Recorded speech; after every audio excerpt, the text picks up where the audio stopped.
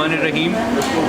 آج 6 ستمبر 2025 اور آج سب سے مبارک دن ہے، 1500واں یوم ولادت حضور صلی اللہ علیہ وآلہ وسلم کا آج ہے، اور اس لیے تمام شہر مصروف ہے اور تمام شہر میں جلوس و میلاد کی محفلیں جاری ہیں۔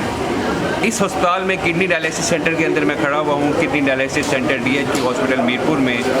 تمام کے تمام ایمرجنسی کے علاوہ تمام کے تمام وارڈز جو ہیں وہ اس وقت بند ہیں، لیکن کڈنی ڈائلیسس سینٹر روٹین کے مطابق کام کر رہا ہے۔